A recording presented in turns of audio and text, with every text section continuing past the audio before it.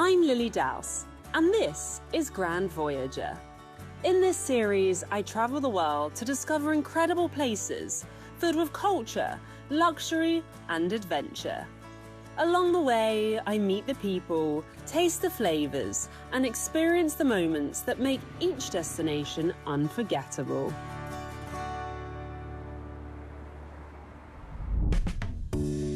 Today, I'm traveling to the southern edge of Africa, a city known for its iconic mountain and stunning coastal views. Hello and welcome to Cape Town. In this episode, I'll be exploring its rich history, colourful neighbourhoods, and the surrounding landscapes that give this place its soul. I'm starting my adventure at the Castle of Good Hope. To learn more about this historic fortress, I'm meeting a local resident. This is the oldest colonial building in South Africa. The main reason for the construction was so that the Dutch East India Company have this as a refreshment station. This fortress later came under British colonial control, and today it's still used by the South African military. Just a short walk away is the City Hall, where key moments in Cape Town's past took place. If you look to the balcony, you will see there's a statue of Nelson Mandela. That is the exact spot where he stood and he made his speech to millions of people. To get a closer look, we head to the balcony. From here, Nelson Mandela gave his first speech as president after 27 years in prison. He remains one of the world's most influential figures. Close by is one of the city's historic markets. This is called Green Market Square. Started out in 1696. Around the area, we actually had farms. This was one of the places where they would sell their produce. The stalls stock everything from handcrafted artwork to African beaded jewellery. Yeah, very pretty. It's a great spot to find something to take home. For our final stop, we're heading to one of the city's most famous landmarks.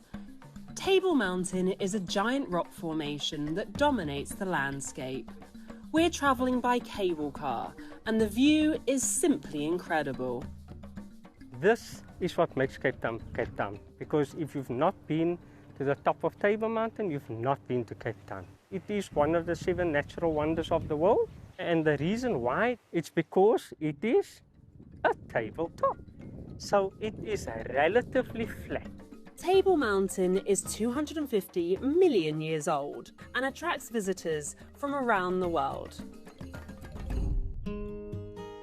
Just outside Cape Town is a coastal area made up of rocks and bushes. Hidden within it all is an unexpected animal, the African penguin. Grant has been showing people around this area for over 2 decades and knows all the best spots to see them up close. These penguins are found only on the southern coast of Africa and are adapted to warm climates. Each penguin has a unique set of spots on its chest, which is like a unique form of identification. Awkward walkers, but actually very good swimmers and very good climbers. We then move on to the Cape of Good Hope, a rocky point along the coast. For centuries, trading ships passed this area as they travelled around Africa. Today, it's part of a protected national park known for its stunning views. You have an amazing beach at the bottom over there. Over the weekend, this place will be packed. Great spot to hike. This is what Cape Town's about. I mean, natural beauty. Further along, there are several other viewpoints, with a lighthouse, coastal walkways, and dramatic rock formations. It's a great place to see the ocean and the rugged shoreline. After exploring, we round things off with some fresh seafood overlooking the bay. The perfect way to end my experience. Cape Town has one of the most dynamic art scenes in Africa, and here in the iconic harbour, I'm staying at the Silo Hotel, right in the heart of this artistic district. We are standing in the Silo Hotel's lobby in what used to be an old grain silo that was built in the 1920s. It is now houses one of the largest African contemporary art museums, and ourselves, the Silo Hotel. The hotel is designed as a gallery with artwork from every corner of the African continent. Upstairs, the artwork continues with everything from sculptures to the architecture itself. The building is famous for its distinctive glass windows and was once one of the tallest structures in Africa. Africa has such a rich heritage and tradition of bright colors and materiality. But I also think, for the longest time, the story of Africa has been told through the lens of the outside. Hotels such as ours provide a platform for African artists to tell their own stories. The hotel has over 350 African pieces on display. You're surrounded by art wherever you go. The next day, I'm up early to explore the Cape Floral region, home to thousands of native plant species. Rupert, who works with travel designer, has spent more than 30 years studying this landscape. This part of the garden is called the Garden of Extinction. South Africa is blessed with many species with very small ranges, which means that they're especially susceptible to losing their habitat. Many of these native plants here are critically endangered, with only a handful left in the wild. Close by is the fragrance garden, where the smell of perfume is in the air. It smells amazing. Along the way, we encounter ancient plants and pass through shaded forests. We then reach the garden's tree canopy walkway. It's a great place to see the many plants that grow here. We've got sandstone fynbos, granite fynbos, shell fynbos, and much lower down, renosterveld. It's a fascinating garden that continues to evolve and inspire. Next, I'm putting that inspiration into practice. I'm joining a private outdoor art class where I'll learn to capture some of South Africa's iconic flowers. The protea is our national flower, and it's part of a very diverse floral kingdom. We believe that is like our people of South Africa, and it represents also our culture. The next thing we're going to do is prepare to paint. Yeah. We start by applying a base layer of colour to the canvas with a sponge. Sometimes it's quite fun to vary the direction. Perfect, well done. Once the canvas is covered, we begin sketching the bouquet. And there's no right and wrong. That's the beautiful thing about a flower bouquet. It's really whatever you see. Then we apply different shades of paints. Please be very liberal with the paint.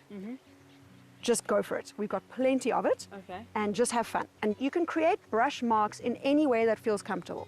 We start by blocking in the big shapes and gradually build up the layers. I'm taking this yellow and making a little bit of a green, and I'm just flicking it across because I can see that that's what these ones are doing. We add texture and everything starts coming together.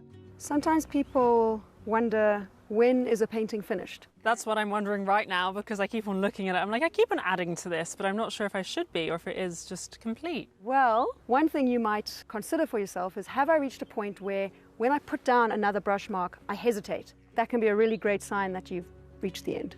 Art often comes down to how you feel, and for a first try, I am pleased with how it's turned out.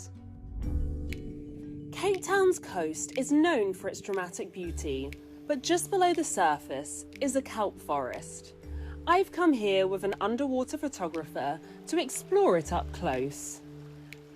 I shoot with a trusty old Canon camera, which I have in this big hunky housing, and it's just got a normal topside DSLR camera inside, but it works really well for the job. Well, I'm getting to do something very unique because my fear of seaweed is going to completely go today. Yes, it definitely will. You'll be completely immersed by the seaweed, and yeah, there's no other way to avoid it. We put on the snorkeling gear and prepare to head into the water. The rocks are a little slippery, so I get a little help in. Once underneath, I swim through the seaweed and I immediately notice how beautiful it is. It really does feel like you're swimming through an underwater forest. Kelp can grow up to 0.5 metre a day, making it one of the fastest growing plants on Earth. It's been a real adventure, and one I won't easily forget.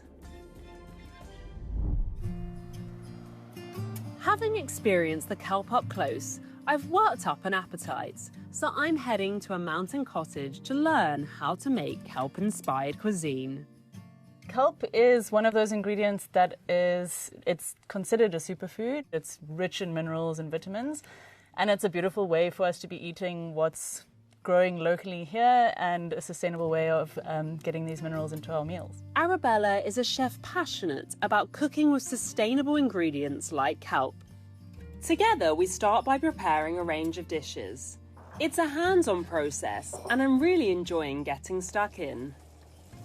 Oh, it smells divine.